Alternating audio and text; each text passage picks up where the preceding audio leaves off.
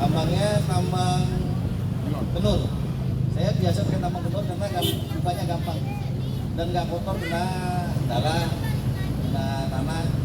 Nah ini persiapannya. Kedua persiapannya ketika saya pakai rig, karena ini ada pohon, saya di bawah pohon. Tapi ketika saya nyepling di lapangan, saya harus pakai dua rig, satu rig kaki dan satu rig pala. Nah rig pala itu saya pakai pohon karena saya disiapin di sana. Saya pakai figur 8, satu gambar, karena bilai. Tapi udah siapin. Jadi sebelum itu kita udah siapin semuanya Pak. Nanti ketika kita nyepling, enak. Langkah pertama untuk pre-room ini,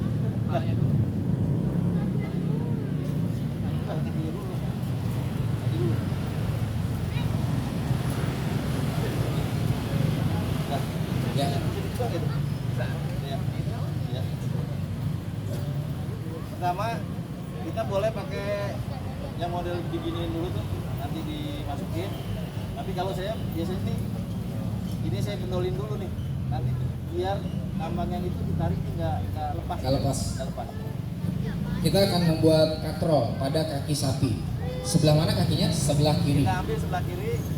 Pertama kita ngambil ini hewan apapun dia, kita harus hati-hati Pak. Ya. Namanya hewan dia, kita nggak tahu dia tentang apa enggak. Kita ngambil dari sini Pak. Kita pelan deketinnya. Dan ini kita ambil di belakang juga. Dia tahu nih ada saya habis lawan. Jadi dia nggak berontak. Kita ambil di sini karena ini saya pakai ini. Kita pakai sini dulu di awal. Kita ambil ini Pak. Kaki belakangnya tetap kita lihatin ya Pak.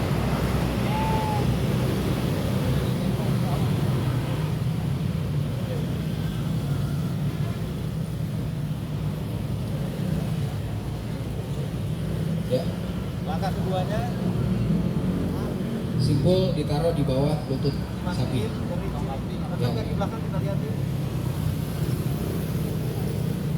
Kita pegang, kita balikinnya ke kaki. Tapi posisi tambang ini kita nggak buat tambang kanan, Pak. Ini posisinya gini Pak.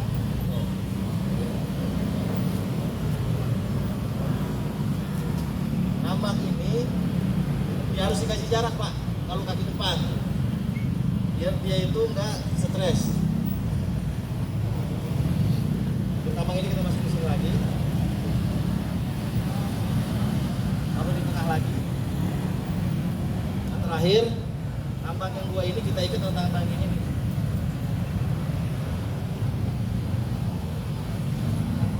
Langkah keduanya tambang ini kita ikat lagi, tapi jangan dimatiin Pak, diginiin aja, nanti biar bunganya gampang.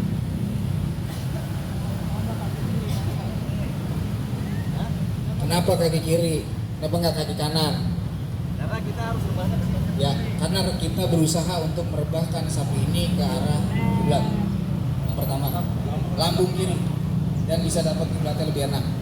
Kalau kaki kanan, macam-macam apa pasti kebanyakan. Kalau kita pakai kanan, Jatuhnya ke sana pasti kanan. Ya, langkah kedua, ini saya sudah siapin pukul 8 karena saya biasanya mungkin ini yang magal ini.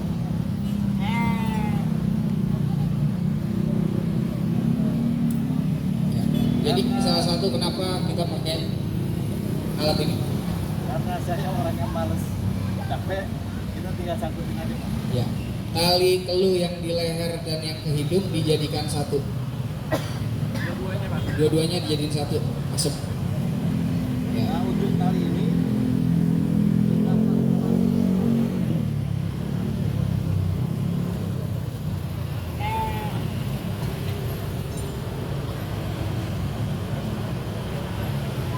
sebelahnya sama seperti ini Pak.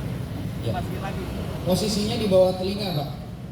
Ya, nah, ketika dia sudah masuk dua-duanya, proses katrol terjadi kembali.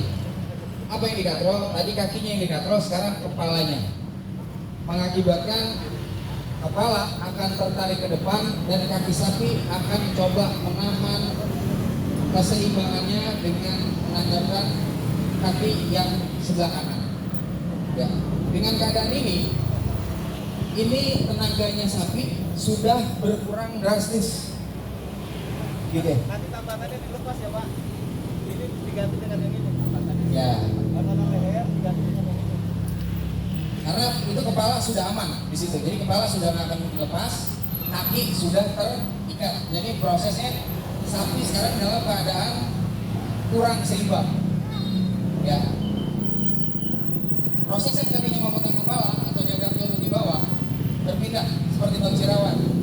Dia mengarah ke ujung tali katrol dan mengarahkan tali katrol ke bawah. Artinya kaki dan tali katrol akan jadi satu kesatuan yang membuat sapi tidak bergerak. Dan sapi akan berusaha untuk jaga keseimbangannya dengan menahan kaki depannya. Seperti itu. Nah, lanjut ke bawah. Proses selanjutnya yang dilakukan adalah mengikatkan kaki belakang.